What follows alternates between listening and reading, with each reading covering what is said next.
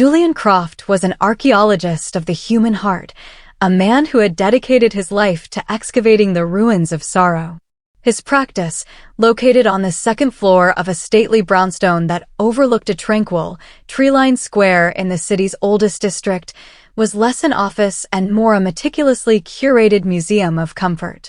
Sunlight, softened and distorted by the old, wavy glass of the tall windows, fell across layers of Persian rugs, their intricate patterns faded to the soft blush of ancient secrets.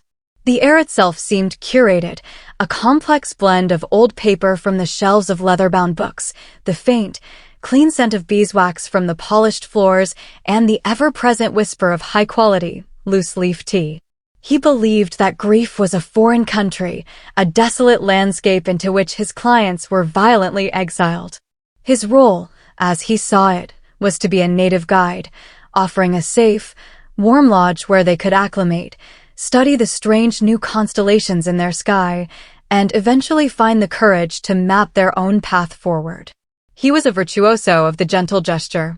He knew the precise temperature at which chamomile tea releases its most calming properties, the comforting heft of a hand-knitted woolen blanket, and, most importantly, the profound, healing power of a shared, unhurried silence.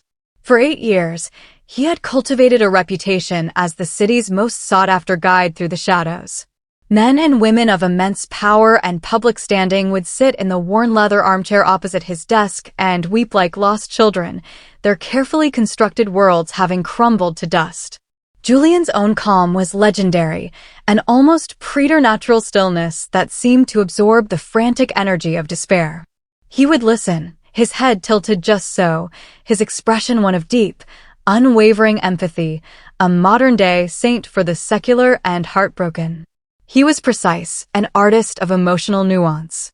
While he kept discreet files, his true notes were etched into his memory, the specific shade of periwinkle blue that reminded a widower of his wife's eyes, the unfinished melody a mother kept humming, the last tune her son had been composing, the nonsensical bedtime story a young woman desperately tried to recall, the final words her father had spoken to her.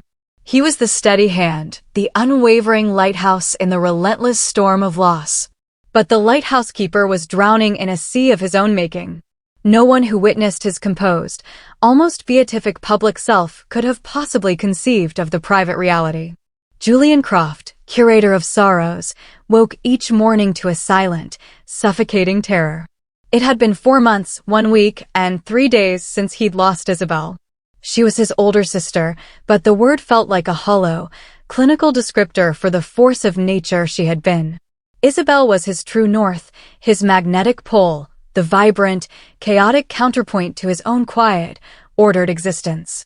She was an artist, a painter whose laughter was as loud and unrestrained as the slashes of cobalt and crimson that dominated her canvases. She was the only person on earth who could see the hairline fractures in his polished facade, who understood that his quietude was not just temperament, but a carefully constructed defense. And she had loved him not in spite of those cracks, but for them. Her death, a sudden, catastrophic aneurysm, had been a cosmic event, a star imploding, leaving behind a black hole that had consumed the light and color from his universe. He, the professional navigator of mourning, was hopelessly, terrifyingly adrift. His nights were a torment of hyper-realistic dreams. He would be in her studio, the familiar, beloved scent of turpentine and linseed oil thick in the air. He would see the smudge of cadmium yellow on her cheek, hear the scrape of her palette knife against the canvas. She would turn to him, her eyes alight with some new idea, and in that moment of perfect, resurrected joy, he would be wrenched awake into the crushing, absolute stillness of his apartment. The only sound would be his own choked sobs, a sound so foreign and animalistic he barely recognized it as his own. He hadn't told a single soul. Not his colleagues, who viewed him with a mixture of awe and professional respect.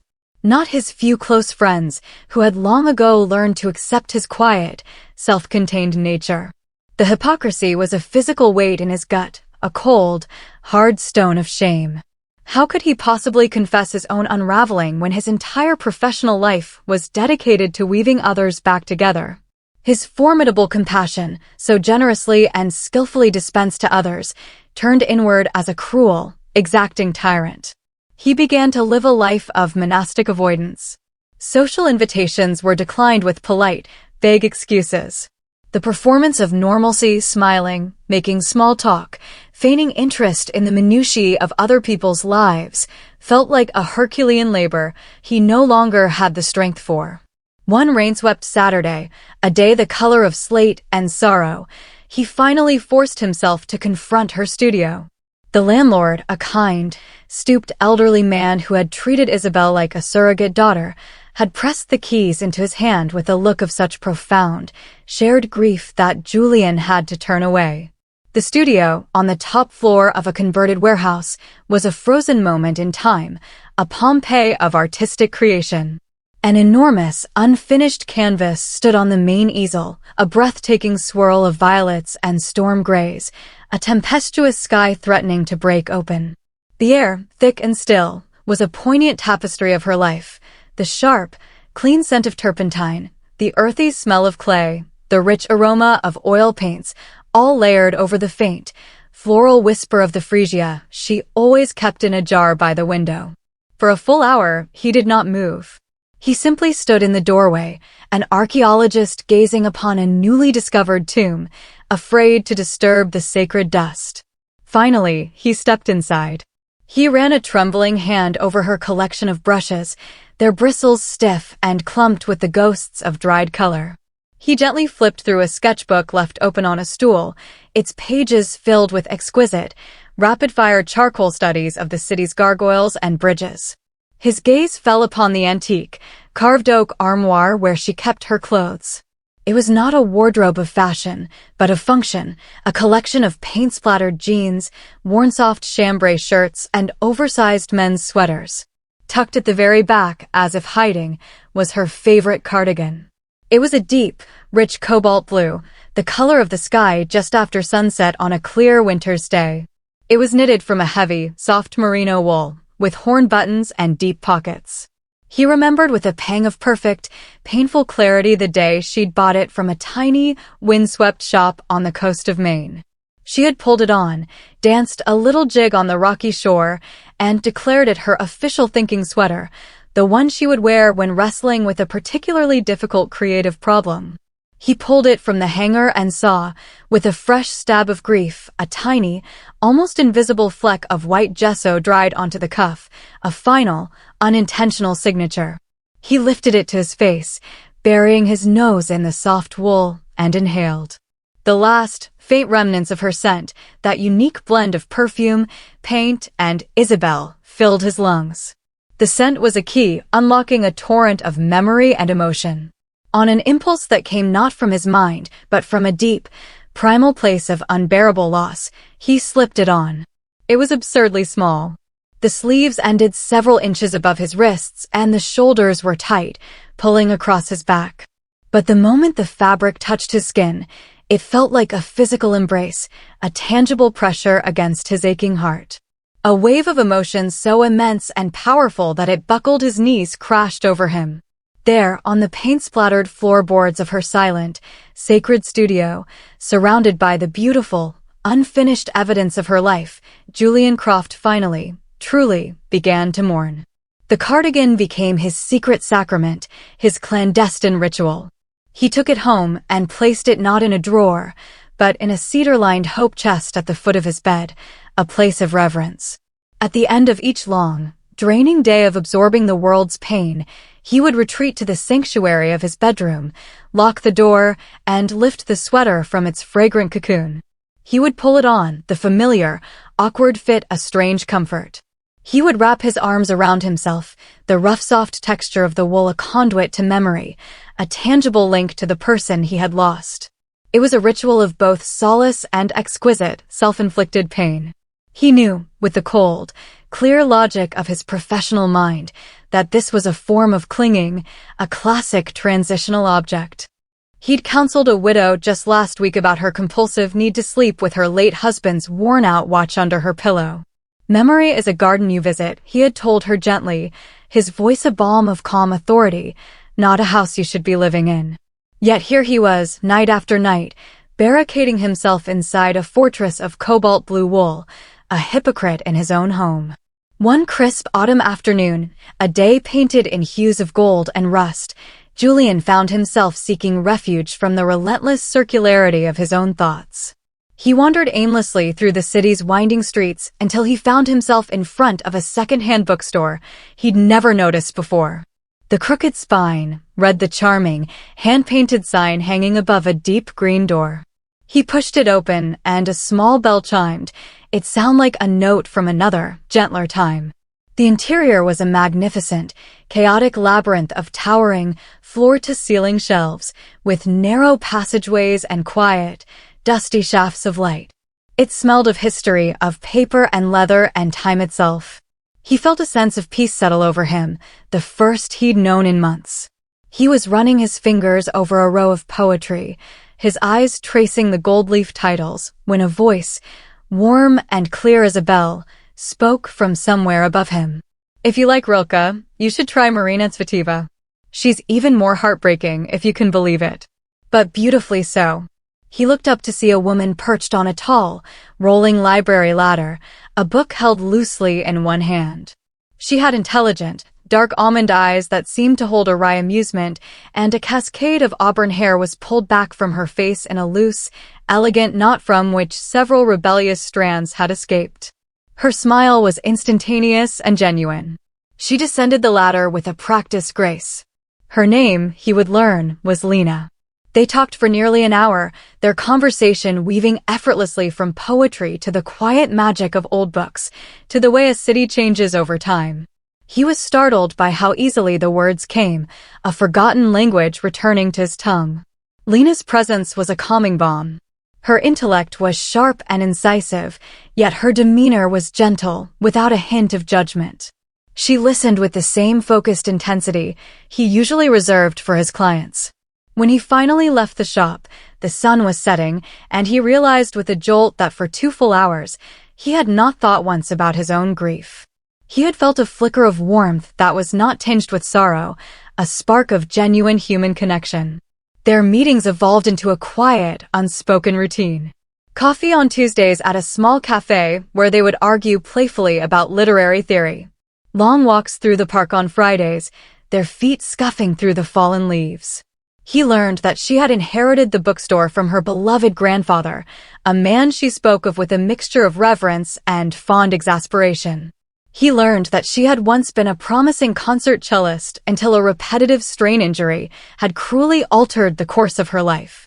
She had her own deep, settled history with loss, a different topography of grief than his, but one that had taught her to read the subtle, unspoken language of pain in others. She seemed to sense the immense, unplumbed well of sadness in him, the carefully guarded fortress he had built around his heart, but she never pushed or pried. She simply created a safe, quiet space where he could be silent without feeling the need to explain himself. With every conversation, with every shared smile and knowing glance, his connection to her deepened. And with that deepening connection, the weight of his secret grew heavier, more suffocating. How could this intelligent, grounded, resilient woman ever understand his strange, private, almost shameful ritual? The fear of her judgment was a chasm opening up between them, and he had no idea how to build a bridge across it. One evening, he took a leap of faith and invited her for dinner at his apartment. He was a meticulous cook, and he prepared a simple, elegant meal of risotto with wild mushrooms and a bottle of good Barolo. They ate by candlelight, the conversation easy and flowing, filled with laughter. For a few precious hours, he felt almost normal. But as the night deepened and the wine worked its gentle magic, a familiar melancholy began to settle over him like a fine dust. She was telling a funny story about a customer who had been convinced a first edition of Moby Dick was haunted when she paused, her expression shifting from amusement to a soft, searching concern. She reached across the table, her fingers hovering just above his hand. "Julian," she said, her voice dropping to a gentle, intimate register. "You carry so much weight. I see it in your eyes, even when you're smiling. I wish you'd let me help you hold some of it. Her direct, compassionate kindness was the one thing his defenses were not prepared for. The dam inside him, so carefully constructed and reinforced over months of silent suffering, finally broke. His carefully maintained composure crumbled into dust. I don't know how, he whispered, the words ragged and torn from a place of deep exhaustion. I'm not grieving the way I'm supposed to. The way I tell other people to. Lena waited, her patience a tangible, palpable thing in the quiet, candlelit room. She didn't speak, didn't rush him. She simply held his gaze, her own eyes filled with a profound and unwavering empathy. He took a shuddering breath and the story, the real story, poured out of him. He told her about Isabel, about their inseparable bond, about the brilliant, blinding light of her life and the cavernous darkness of her death. He told her about the studio, the unfinished painting, the overwhelming sense of a life interrupted. And then, his voice dropping to a near-inaudible whisper, his eyes fixed on the tablecloth, he told her about the cobalt blue cardigan. I wear it, he confessed, the words tasting of shame and madness. At night, when the grief gets too big to hold. It's the only thing that makes me feel like she's still here. I know it's not right. I know it's not healthy. It's a pathology. He braced himself for her reaction. A flicker of pity, a wave of confusion, a gentle, almost imperceptible recoiling. Instead, she reached across the small table and laid her hand firmly over his. Her touch was not tentative, it was strong, warm, and grounding. Right? Healthy, she said softly, her dark eyes never leaving his. Grief doesn't follow rules, Julian. It's not a tidy, linear process. It's a wild, savage, holy thing. What you're doing, it sounds to me like an act of profound and desperate love. A way of keeping her warmth close to you when the rest of the world has gone cold. The sheer, unadulterated acceptance in her voice was like a key turning in a lock deep inside his soul, a lock he hadn't even realized he'd been trapped behind. Silent tears, born not of sorrow but of immense, overwhelming relief, streamed down his face. Later that night, before she left, he did something he hadn't planned. He took her by the hand, led her to his bedroom, and opened the cedar chest. He lifted out the cardigan, the deep blue of the wool almost glowing in the soft lamplight. He held it for a moment, a sacred object, then, taking a deep breath, he pulled it on over his shirt. He felt the familiar, awkward constriction across his shoulders, the too short sleeves, the overwhelming rush of memory and love and pain. He stood before her, his strangest, most vulnerable self utterly exposed. Lena stepped closer. She didn't embrace him, a gesture he knew would have felt like pity. Instead, she reached out a delicate finger and gently, reverently, touched the tiny, dried fleck of white gesso on the cuff. An artist's signature, she whispered, her own voice thick with emotion. Of course, she left her mark on you. In that single, perfect moment, his secret was transformed. It was no longer a source of shame or a pathological symptom, but a shared truth, a testament to a love so powerful it transcended death, a love that Lena was strong and wise enough to witness without flinching. The knowledge that she knew, that she understood and accepted this most fragile part of him, began a slow, seismic shift within him. The desperate, compulsive need for the cardigan began to lessen. He still wore it on the nights when the waves of grief threatened to pull him under, but the ritual became less about staving off a panic attack and more about quiet, loving communion. Inspired by Lena's unwavering belief in the power of art and memory, he decided to honor Isabel in a more public, more life-affirming way. Together, they embarked on a monumental project, curating a small, posthumous exhibition of her work at a local gallery, with all proceeds from sales to be donated to a scholarship fund for young, emerging female artists. The process was both an agony and a balm.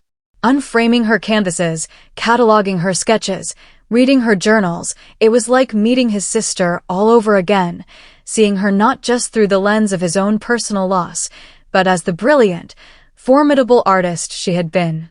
He was weaving her memory back into the vibrant fabric of the world, not hoarding it like a miser in the darkness of his bedroom. The night of the gallery opening was a surreal, emotional whirlwind. The space was packed with people, friends, family, fellow artists, and strangers who were drawn in by the raw power and incandescent color of her work. The room was alive with Isabel's spirit. Standing beside Lena, surrounded by the fierce blues and radiant golds that Isabel had loved, Julian felt a sense of peace settle over him, deep and true and unshakable. He was not just the keeper of her memory, he was its steward. Later, long after the last guest had departed, they walked together through the silent, moonlit gallery. The moonlight spilled through the large skylights, illuminating the canvases, making the colors seem to breathe. She would have loved this, Lena said, slipping her hand into his. Her fingers fit perfectly between his. She would have been so incredibly proud of you, Julian. He looked at the largest painting in the exhibition, the one she had left unfinished in her studio, the one he had titled Unbroken Sky. It was a magnificent, tempestuous swirl of cosmic blues and bursting, defiant starlight. He felt Isabel's presence then, not as a haunting ache or a painful absence, but as a steady, guiding light. The pain of losing her was still there, a permanent feature of his emotional topography, but it was no longer a barren, terrifying wilderness. It was a garden, one rich with memory and beauty, a garden he could now visit without fear of getting lost, because he was no longer walking its paths alone. The cobalt blue cardigan was still folded neatly in its cedar chest at home, a relic of a darker time. But he knew, with a certainty that warmed him from the inside out, that he had finally found a new, living, breathing embrace to hold him through the long, quiet nights.